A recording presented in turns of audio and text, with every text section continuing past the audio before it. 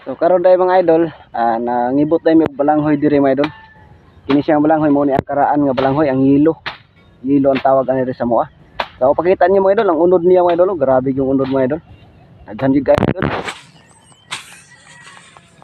Muna siya ang unod sa usa ka punuan mga idol. Siya. Grabe kadaghan. So mosad ni ang iyang mga puno mga idol. Dagko na sa diya puno. Pero diri gid ko nagganahan nagtan-aw ning unod mga idol. Daghan gid kayo, dagko.